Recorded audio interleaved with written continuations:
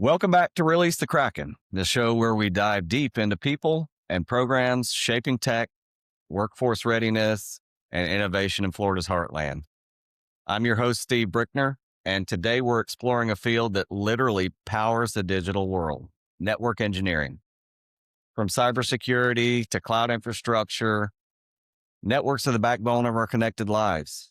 And behind every training that builds tomorrow's professionals is one man we're thrilled to welcome today. John Stewart, he's a professor at Polk State College, program director of the Network Systems Engineering Technology program at Polk State in Lakeland. John, let's start at the beginning. Tell us how you first got into technology.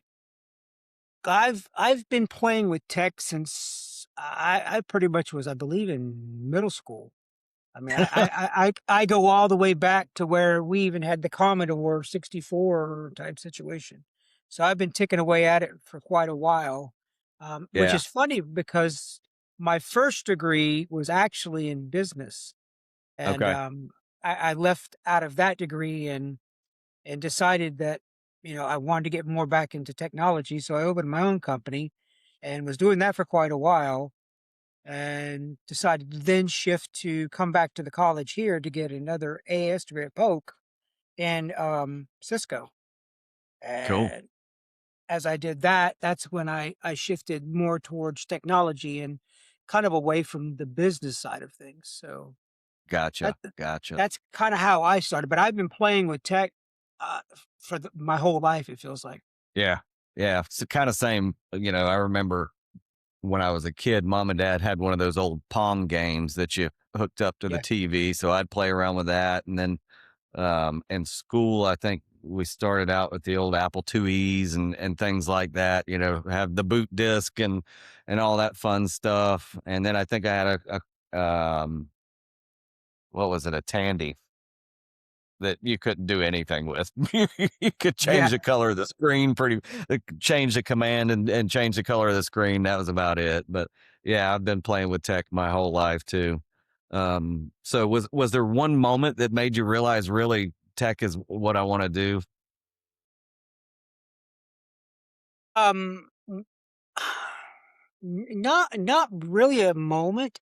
It's just the whole grasp of how um growing up with how tech evolved and integrated into our lives. I seen that Yeah. it's something that is never going to go away. It's going to be more adaptive into what we do, and it's kind of the situations where, like a rodeo, you want to jump on that bull and just ride it as far as you can, type Yeah. situation.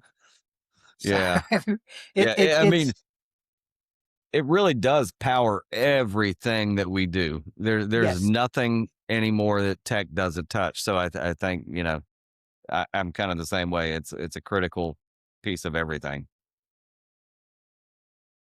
So what did your early career look like before you came to teaching? Well, like I said, I had my own business. I was running kind of a business that just I took care of small companies, things like that. Um, I did stupid things like war driving to find open Wi-Fi's. Then I would go to the company and say, "Hey, this is what you got. I'm showing you, and this is what I do." And that kind of broke me into that field, and I was doing decent. I was getting by on it, but I loved, like I said, I love tinkering into other areas.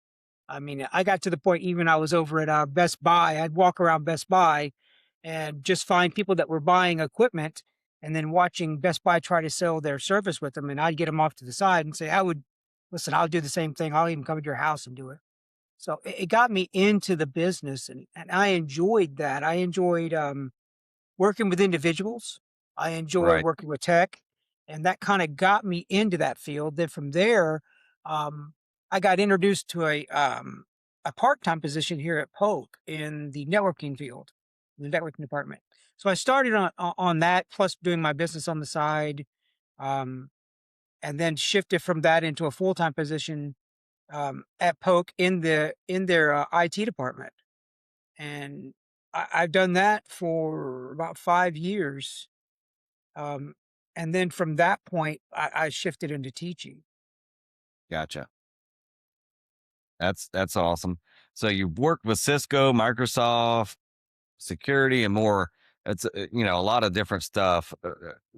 Which one really shaped the way you like to teach the most?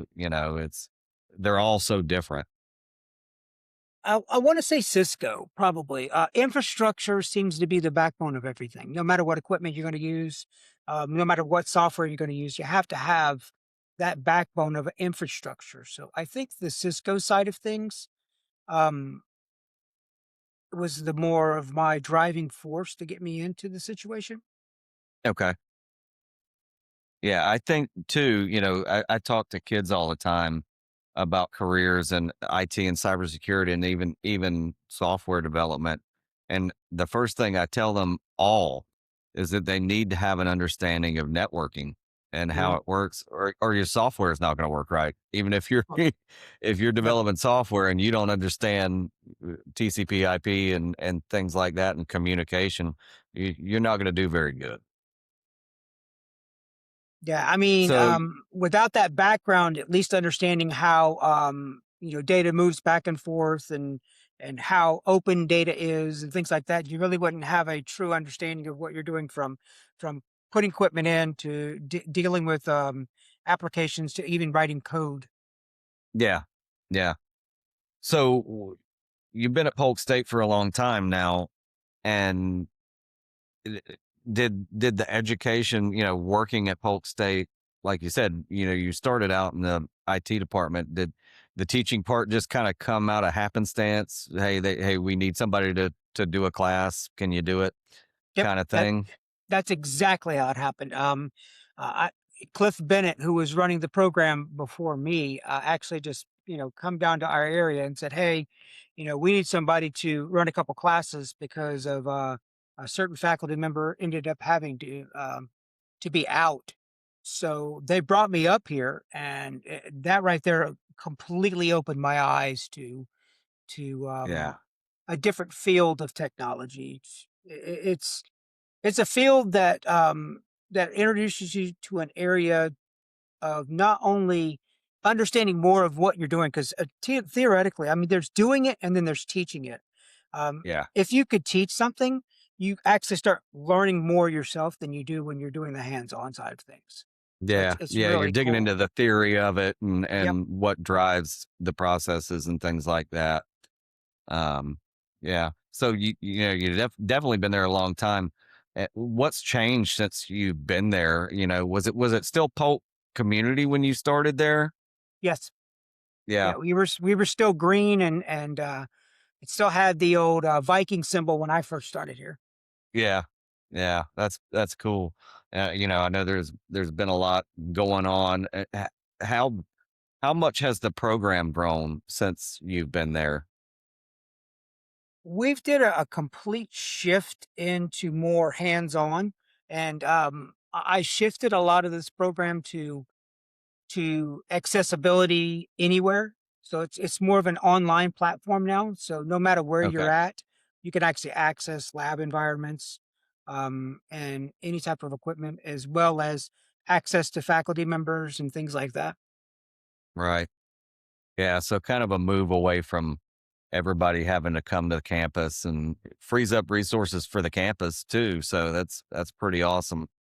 I think I don't know what it is, but it seems like nowadays so many kids have no interest in driving, and they don't want to Yeah, go anywhere. It's like the yeah. minute I turned 16, I was in a car heading out. I'm gone, and it seems like so many of them now just want to do online remote stuff, and it's definitely different from when we were younger. Yeah, I think COVID was the central point of that change, Yeah, locking yeah, us down and they were actually doing more um online based teaching there. Again, if online based teaching is great as long as you're doing it correctly. Um yeah, if you're just throwing curriculum up there and expecting them to work through their own pace or anything, or the curriculum you're sticking up there is basically just quizzes and reading material, um, yeah. this field will not work like that. It has to Right. be to get in this field, you have to have hands on. And Yeah. that's a central point of what we do here. Yeah. I think that's absolutely correct. And it's it's a shame to see how many kids, go through programs and they don't put in the effort and they come out and they're, you know, mediocre at best and maybe even unhireable. You Yeah, know? And it's not necessarily the program's fault. It's the effort that the kids want to put in, and I think they just have these expectations that just because I've got this degree and a certification behind my name, then I should be able to get a lot of money. But I think soft skills are almost as important as the tech skills. yep.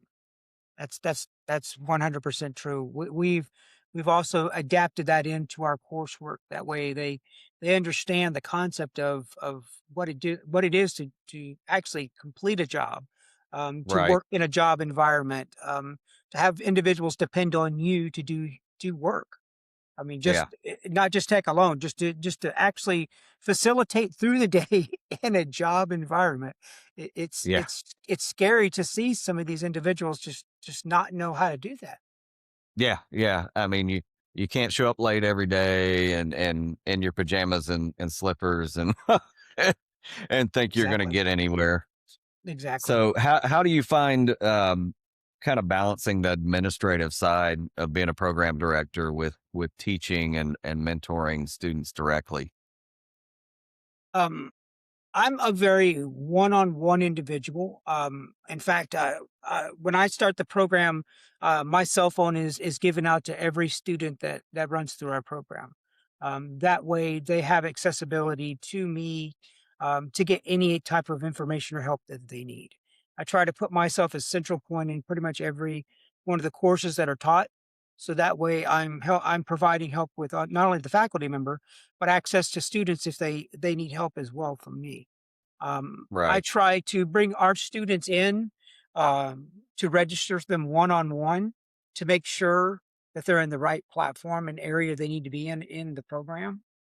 Yeah. I sit down with the students and say, what's your anticipation? What thrives you? What do you want to do when you picture yourself in a job? What is that job? Right. Because they have to love what they're doing. Through this is not basket weaving.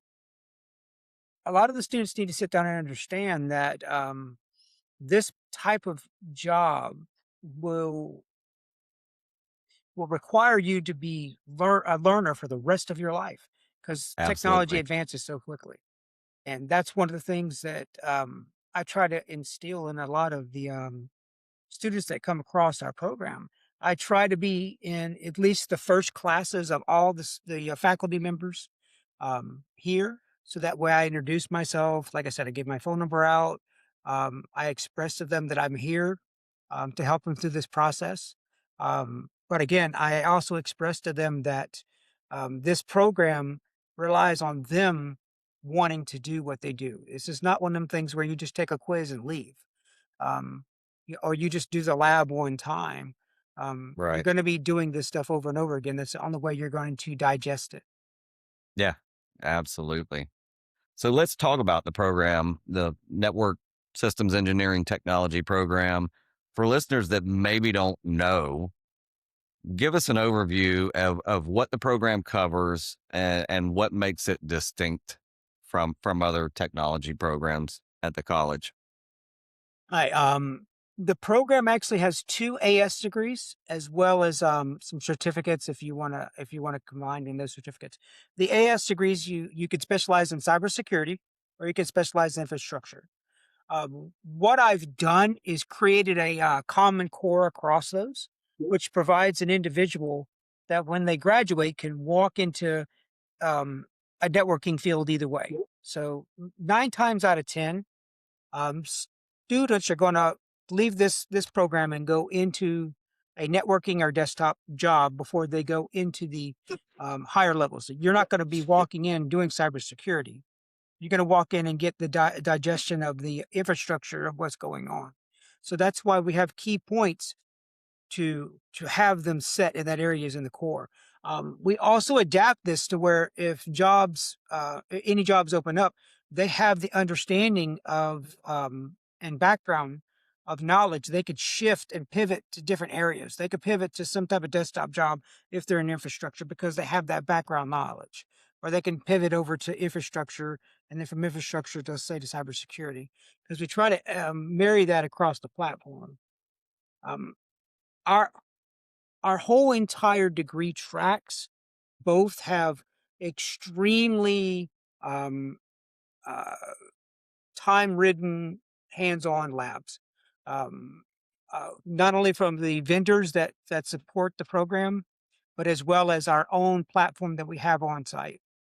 So pretty much everything that we have comes from whoever provides that certification.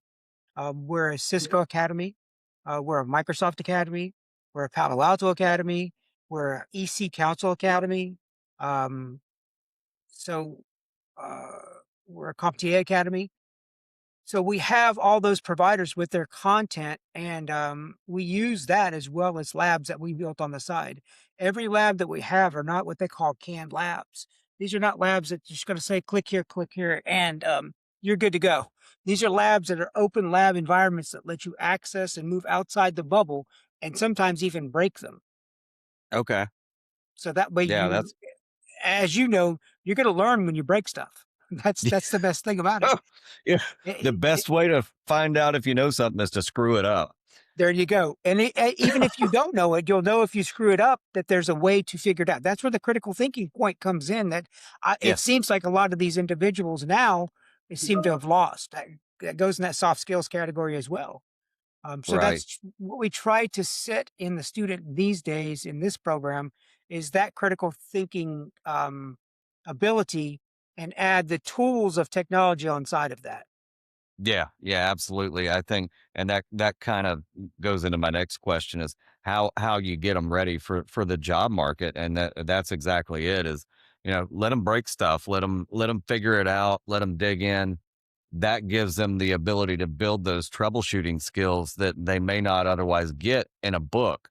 Um, you know, hands-on labs are so critical, and going into that even further are internships and working in a real organization while they're in school. And I think that's one of the important things that a lot of people don't understand is, you know, okay, I'm going to get out, I'm going to make $100,000 a year doing this and this. Yeah. And well, that's not how it happens, but you've got a better chance of getting out and getting a good paying job if you've worked in it while you're in school. And to tag on to that, the good thing about that is we try to get them internships within the first year, so that way they're seeing what it's like inside the workforce, alongside of what they're getting in theory teaching on our side. So that way they Right. see how companies are using this technology that they're learning as they're going. And Yeah. we found in that approach these students that we put into these internships normally get hired before they even get a degree. So Yeah. they'll be hired before their degree is even completed. Yeah, that's awesome. It's difficult to understand, and some of them think, well, I don't want to get a little low paying internship or even a free internship, but that is more valuable, you know, than almost anything that they can do is to have that first foot in the door, the first experience in a workplace, and really begin to understand how businesses are using the technology that they're learning in school, and maybe even understand that some of the technology you learn in school is going to be used more on an enterprise level than small business. Um, and it's amazing to see that in itself. Yeah, I mean, it gives them a capability to see. I mean, yeah, we're giving them just let's say we're giving them stuff in Microsoft that that company may not be using at that time. However, they could see how that implementation would go across that company by using this type of software that the company's Right. using. alongside of what they're learning inside of the college as well.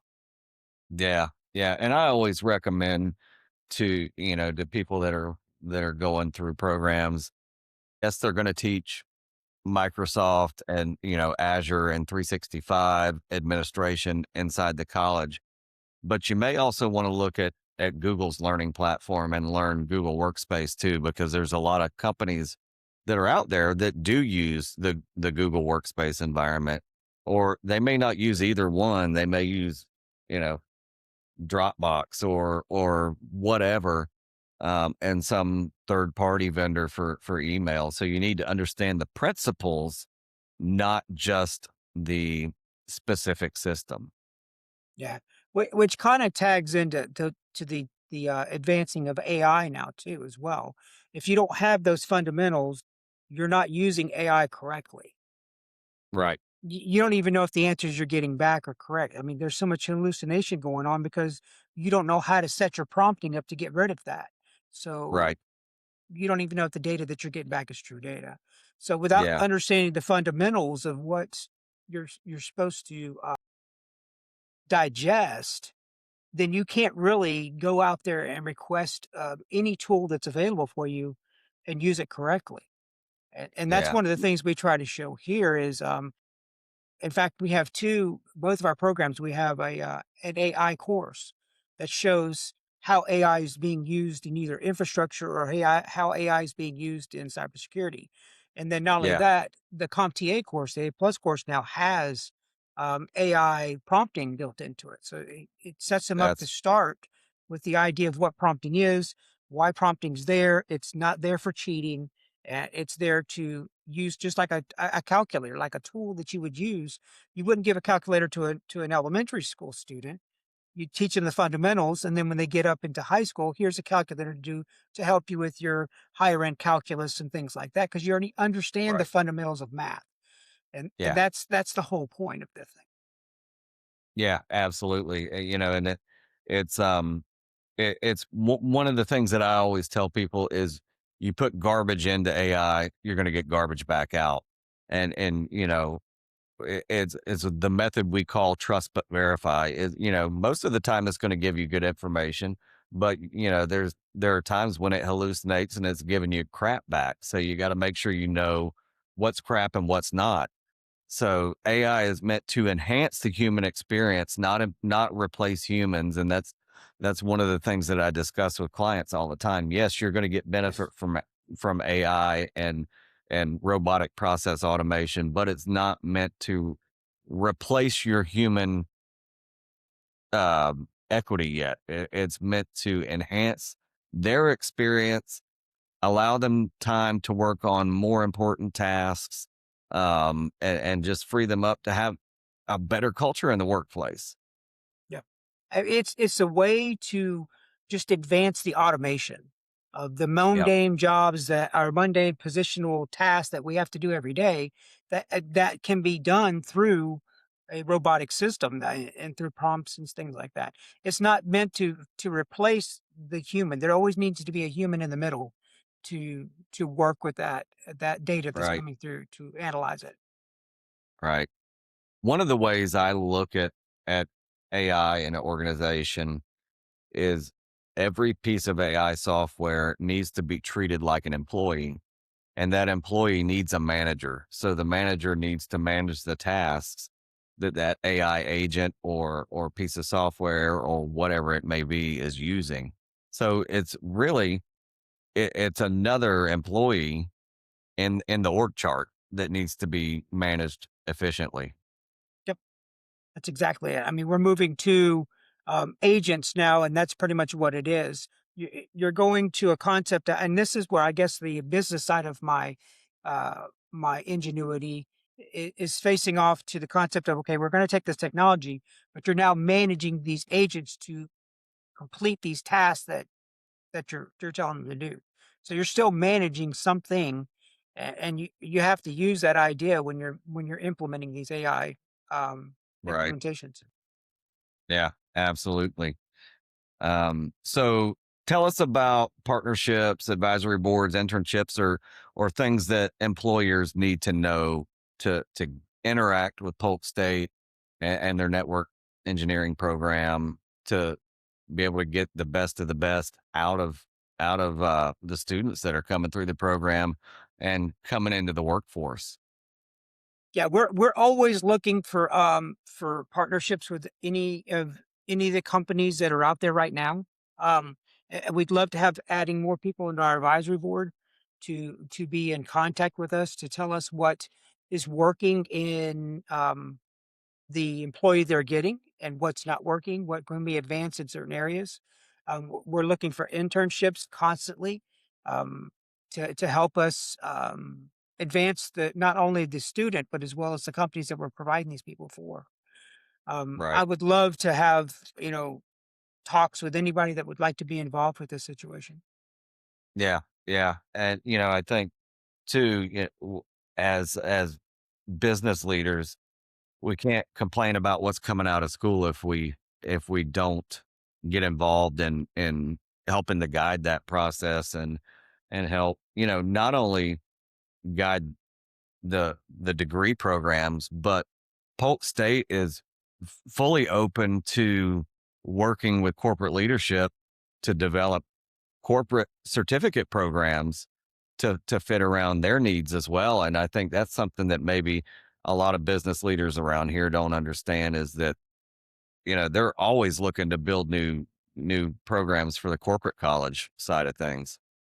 Yeah, even with our program, even though we're required to follow the objectives of the program.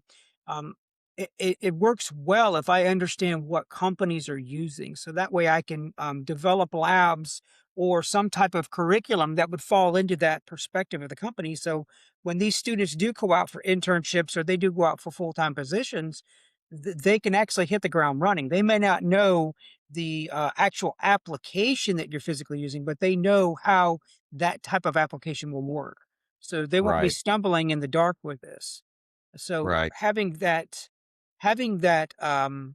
teamwork with the surrounding community really helps out to develop what both the companies need as well as the student needs. Right.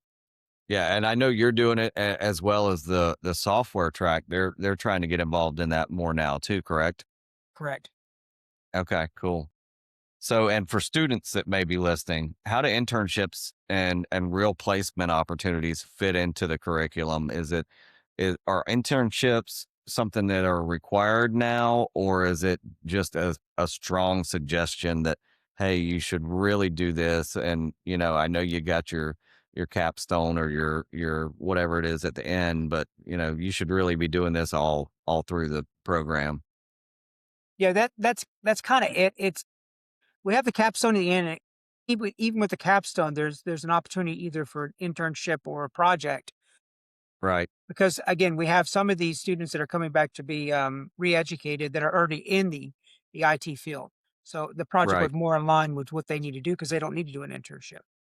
But yeah, we don't require internships, but we really push the idea of internships. Um, because like we pointed out, it's a double win on their education because they're seeing it hands on in the field as well as hands on in the classroom. Okay. And we try to push those internships. We just hired a new person that takes care of the internship side of things, and we're trying to get that new startup with local businesses now to bring back on more internships. Okay. Cool. So what type of local employers do you see hiring graduates of the program?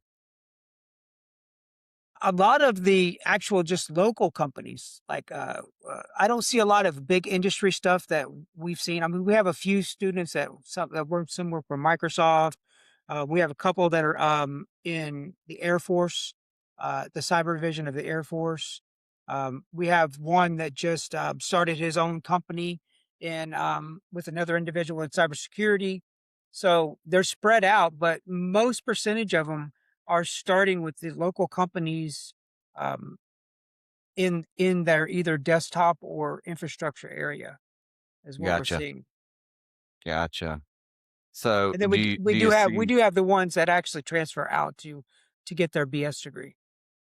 Yeah, I know some will go to USF or UCF sometimes, and some are probably going to Florida Poly now, I would imagine. But Yeah. definitely love seeing folks coming out of Polk State and seeing what they can do. Um, I got I got my bachelor's there, but it was in business. So so from a student's perspective, for those students that are watching, what really makes this program stand out from the others? I really think it's the hands-on that you're gonna get here. Yeah, It's the openness one-on-one with the, faculty members. I mean, we actually sit down with our students. They come knocking on the door. There's been many a times where we've sat there and talked with a student about what's going on in his life, things like that, just to support the student. That's the kind of program that we have here. right, Like I said, my phone number is out there for these individuals. So it's not just, hey, come take these courses and then, pat you on the back and walk out the door. We try to give right, them, the mental support that they need, just to get going and to understand what this program is. So that way they're turning out to be a champion of not only their self, but what this program can do. right, right. I mean, clearly, I'm a big proponent of it. I went through it. Oh God, it's been a while. Yeah. Probably 12, 13 years ago. And then went back to I Polk went State. through it as well. I mean, I went through this program back in what, 2006 or 7 or something like that. Yeah, So yeah. I know when I was going through it, I think you had just kind of started taking over some full-time class duties, and maybe we're still down in IT with Scott. yeah, that's Um, exactly. yeah, so yeah, I mean it's been a while, but it was a great program. I think you get out of it what you put into it. Yes. It's really all about the effort that the students willing to put in, because clearly, you're putting the effort into building these labs and programs and hands-on experiences. And um, I think the students really need to understand you get out what you put in. That's exactly it. So what are the biggest certifications and things that you see kids go after when they're going through the program? Is it mostly Cisco? Is it Microsoft, or a mix of, and some CompTIA? Yeah, it's kind of a mix. I mean, a lot of them, it's A plus to start with, and then you got your CCNA. A lot of companies are still requesting those that are out there, the CCNA. On Right, the security side of things, it's Security Plus is a big one that a lot of them try to get since most of your state and local stuff are requiring that for the cyber side of things. When right, it comes to infrastructure side, like Cisco, like I said, there's some Azure side of that situation that they work with and the server stuff. So it's really a mixed bag of what they're looking for. But the cool thing is, every one of our courses, I want to say 90% of our courses um, actually tag toe into a certification. The Cisco ones go right to Cisco, the right. Azure goes right to Azure, the Palo Altos go right to the Palo Alto certifications for firewalls. So pretty Okay, much everything we teach, they have an opportunity at the end of that to take the certification. And one thing I'm trying to do is add it as the lab fees of the course. So when they pay for the course, they automatically get the certification voucher, and they can come right. sit the certification in our area over here. Yeah, yeah. That would be fantastic. And that was something that kind of held me back from getting some certs when I was going through it the first time. Was it was just another expense, and maybe a little test anxiety too. Yeah, there's always that. That's always a thing. Yeah, and it's like, even being in this field as long as I have, and understanding the systems the way I do, I don't know if I could pass a certification on this stuff just because of the way some of these tests are written. But it's Yeah. definitely part of the game, to especially for those looking to get started, I think those certifications are pretty important to get you in the door the first time around. Yeah, and then to help with that also, that being part of an academy for each one of these certifying bodies, it kind of helps us with what kind of test questions they're going to run with, because we have that ability to pull those type of that type of data put in our curriculum because of that reason. So it kind of helps Gotcha. them with that. Yeah. Yeah, that's good. Um, so looking ahead, where do you see the program going? Are you guys looking any new directions or expansion? Yeah, well, we're looking to try to get the Center of Excellence for Cybersecurity. That's one thing that we're moving towards trying to get that certifying area for the institution itself. We're Right. shifting a lot more of our stuff to AI. So because we see it coming, it's going to be a situation of we feel that employers are going to at least have the desire to have people that at least have an AI background. They don't have to be fully in it, but understand what AI can do and what it does. So that's why we're Right. trying to implement that into our curriculum. We're just shifting more towards that area of any type of hands-on that we can provide these students with. That's where we're moving towards. I'm already Cool. incorporating some language into our curriculum now. So every person that comes through our program has to have Python, so that way they understand the logical thinking of writing code with programming and stuff like that, plus the utilization of Python being with AI as well, and Right. automation. So we're trying to adapt a more centric level of combining collaboration between the technology and the advancement from AI and stuff like that. Cool. Yeah, that's good to hear. So for the college as a whole, do you see, what are some big goals you see or some initiatives that are coming out? Do you see more certificate programs coming? Do you see different degree tracks being added or anything like that over the next few years? We're always doing both of those. I know we're pushing here at the institution more certificates. They just introduced the ag for ag Okay. poke, so that's coming out for that, as well as hopefully pushing an AS degree in that program. So we're always trying to introduce that. Like in my program here, I'm going to be adding some more certificates in one in virtualization, another one in advanced infrastructure as well. So we're looking at Cool. that. Like I said, as our program goes, we're looking for that center of excellence from um, the NSA. They've also introduced in that program there, or in that setup, they have a new AI one in cybersecurity as well. So we may be looking at Okay. that as a as a thing too. But the institution's always churning in areas. There's things that are always moving around. Yeah. Just got to you got to keep an eye on Poke, because Poke's always trying to put something new out there. The biggest Constant thing change. that yeah, the biggest thing is we need companies to get more involved. We really need them to be in these committees. We need them to be in the advisory board, so that way we know what they need, so that way we can develop these areas. Yeah. And I'll say too, you don't have to be a technology company to be involved in these advisory boards. You have to Nope. be a company that uses technology. You could be a construction firm that's heavily investing in technology to grow your business, and you're more than welcome to give us a shout and join these advisory boards and help guide what you see coming in the future. As well as getting involved with the surrounding community as well. There's several Yeah, community things that they can get involved in as well, that has yeah, maybe a Poke individual in there, so that way they can be part of that situation as well. Just yeah, like what we do yeah. with the Winter Haven Tech Council.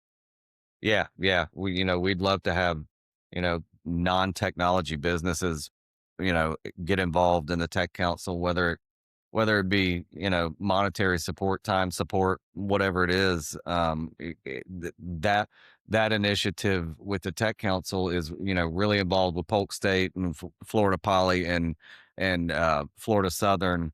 and helping get the best students out and keeping them in our community in technology jobs, because we don't want them running off to Tampa and Orlando if we can help it. And we're working to create a micro economy around technology in Polk County, and we've got the most centrally located place you can get in the state of Florida, and we're right in the middle of the Florida high tech corridor. So why not make Winter Haven and Polk County the heart of it all? Yeah, and it's advancing and growing so quickly.